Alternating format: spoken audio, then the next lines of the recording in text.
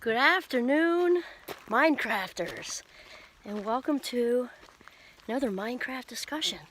I'm Dr. Kimberly Quinn, and we're gonna have this chat from the woods with a lot of bugs, because that's where they live. And today we're gonna talk about, just stop worrying. Stop worrying, just say no.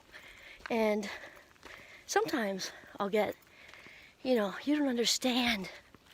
It's not that simple. Also, I'm breathing a little weird, just superhuman. You don't understand, it's not that simple.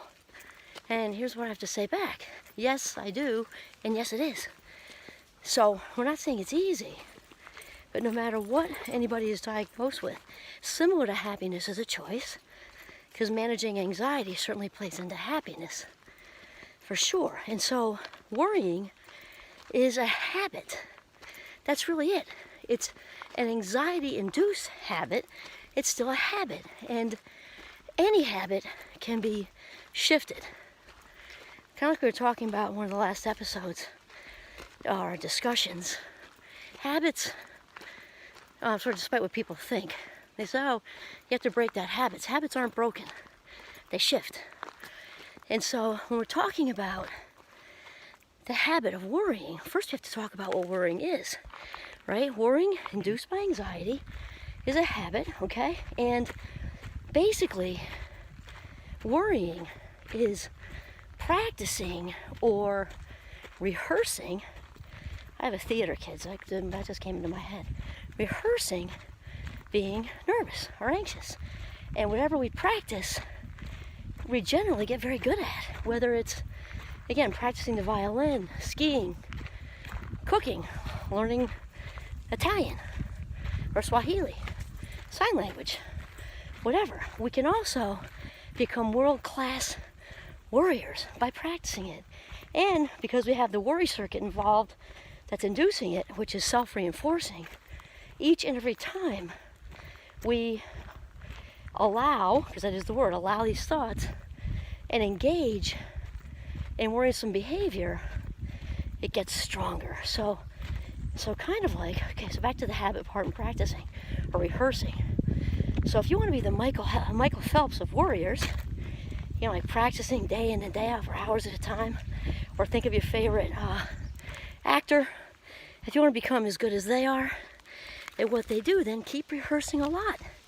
Otherwise, it's time to stop, because worrying, in addition to being a gigantic waste of emotional energy, and we only have so much in a day, it is a destroyer of happiness. Why? Because it robs us of our life minutes. So all the what if thinking, what if this, what if that, what if I don't like my major in college, what if I lose my job, what if I don't get that job, what if I settle for this partner I'm not crazy in love with, and then somebody else better comes along, what if I never have a partner? Catastrophizing, those are the people who plan out the worst case scenario. So they actually, like in their heads, rehearse the whole thing. And then typically, it doesn't happen. Any of the scenarios happen. And then all those life minutes just went down the drain, right? Forever, not getting them back. So okay. So you say, okay, well, how do I stop worrying? Well, I'm going to tell you in a second. First of all, it's important to know that lots of people worry because when we're stuck in our own heads, we tend to think it's worse for us than anybody else. And no, it isn't. I mean, it might be worse for some than others because of what they deal with, but still, the experience of worrying, that's sort of my point.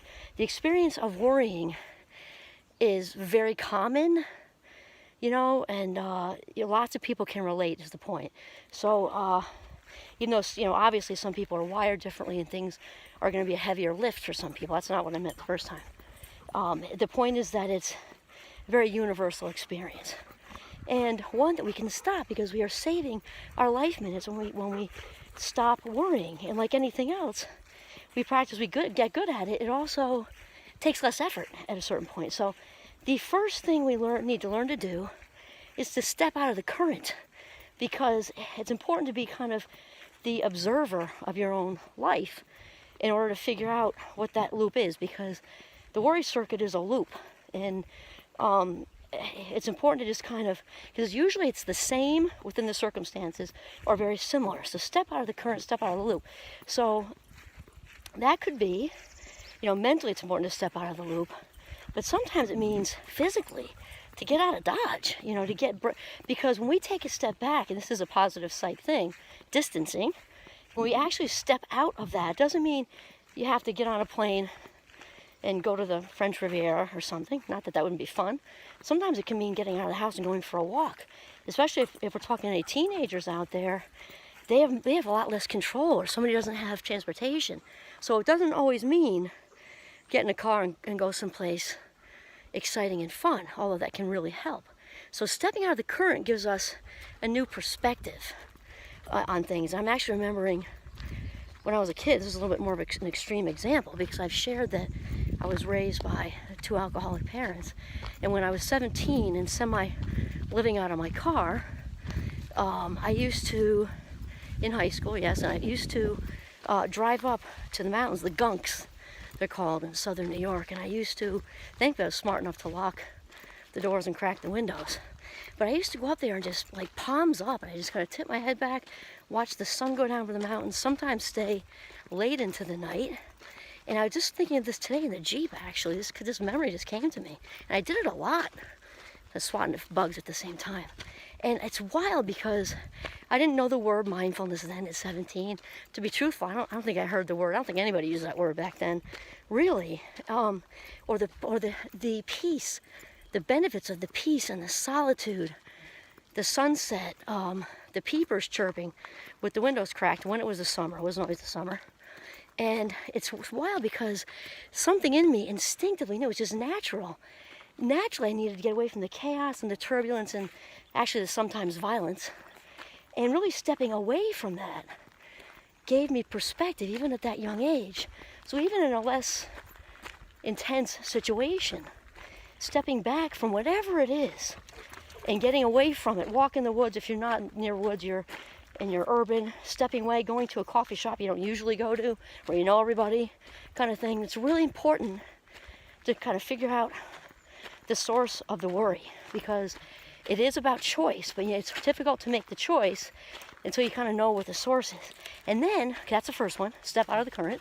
The second one is filter the controllables, because I have a friend actually who talks frequently about this. Bjorn, if you're listening, this is for you. About control being an illusion anyway. But we can separate the controllables from the things we can't control, which is also the Serenity Prayer and the 12-step programs, which I would rattle off. I knew I could do it glitchlessly, if that's a word. I guess it is. So separate that. So if you've got like tons and tons of stuff going on, then you might even want to make a list. Like, and I have my students do this actually. I don't collect or anything like that, obviously. It's all private. But just to show them, and then, wow, this list isn't actually as bad as I thought. Because anything that lands on the uncontrollable list, we can immediately let go of. All right? Turn it over to the universe or whatever your higher power, the source, however you call it. Turn it over, because you can't control it anyway. There's no point. So why waste our valuable life minutes, cognitive energy, on things that we have no control over? It doesn't make a lot of sense.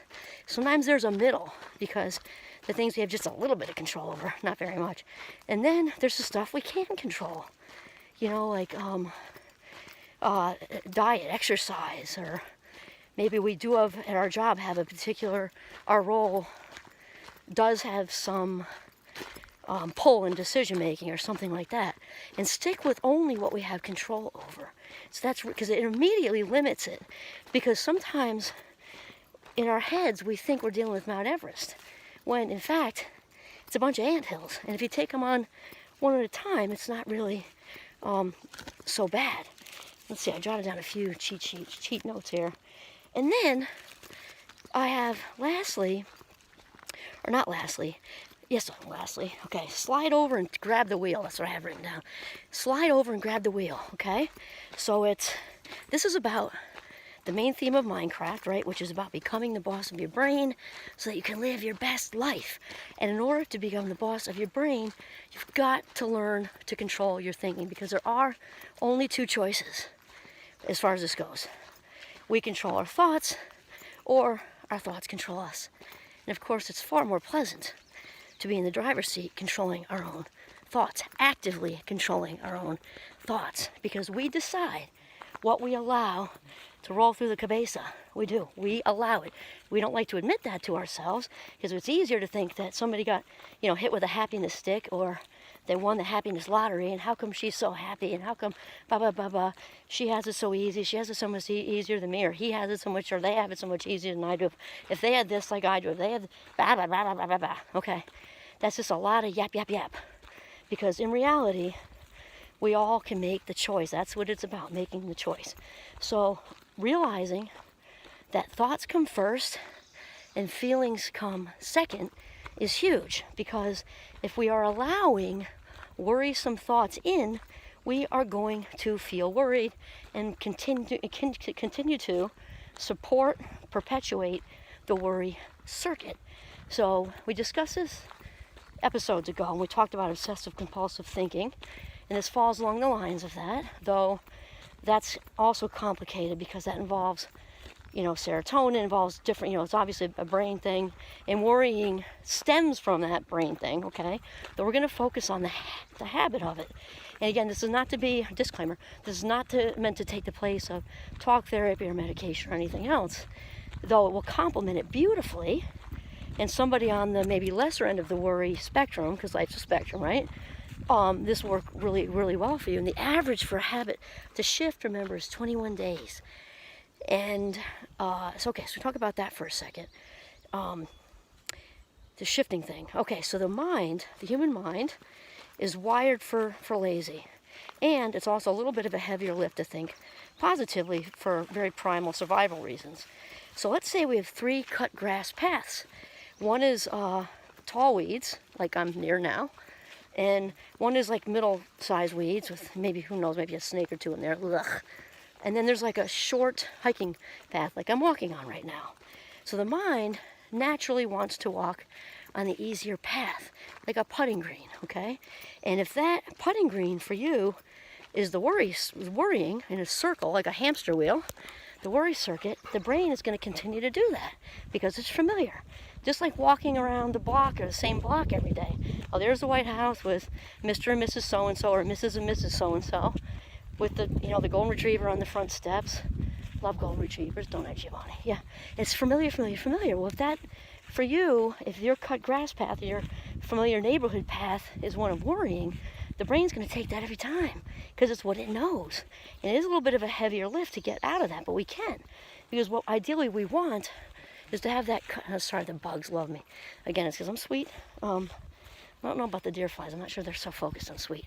Anyway, what we want to do is to have that cut grass path be one of positivity. And so this is what we're going to do. We talked about it earlier with the OCT thing. When the worry circuit starts with it, and it's usually a very similar pattern you've got going. You're a what-if thinker. You might also be a catastrophizer. But the content within that time frame, and obviously it changes as our lives move and change, but usually it's pretty similar. And so it's important when that starts.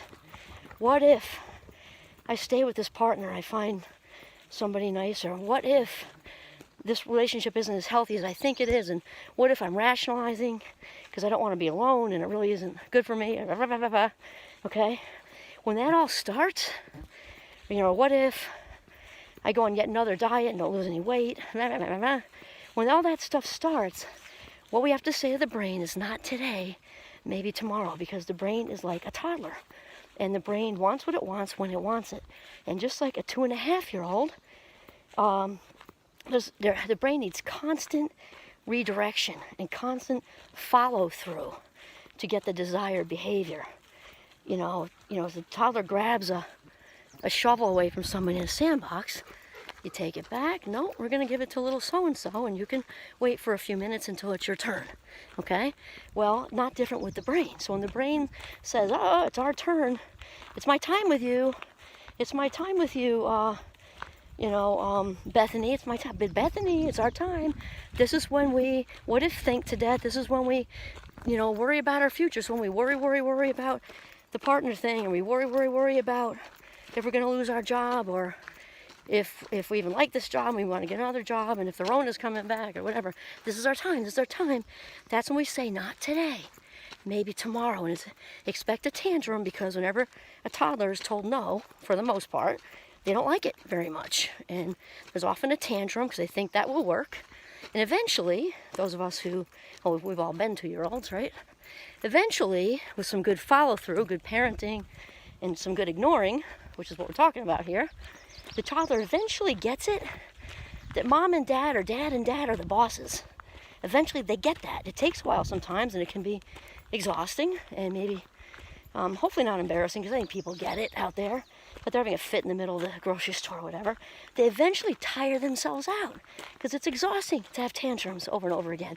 Well, it's the same with the brain. Eventually, when you keep saying, not today, maybe tomorrow, and it will stoke up after that, because it doesn't like that, not today, maybe tomorrow, the brain eventually say, okay, Bethany, but tomorrow we are worrying at exactly 10 a.m., and I want a whole hour. Okay? And then Bethany says, okay, all right, tomorrow. Then obviously when tomorrow comes, again you say, not today, maybe tomorrow. And the brain, your toddler brain, gets pissed and tries it again, but eventually it gets exhausted. Exhausto in Italian, exhausted, and gets that you're the boss, and it gets easier from there. It gets easier from there. Okay, so just to rehash here, it's super humid, lots of bugs. It's okay. And this is cool for doing a discussion on worrying, because the sky just got really dark and could thunderstorm in any second. So also cool, I didn't script this. I think the source creator of all things scripted this, because speaking of not worrying, I'm going to keep rolling forward here. If it rains, it rains. I have the Jeep back there. Okay, so we're going to rehash. Step out of the current. Got to be aware.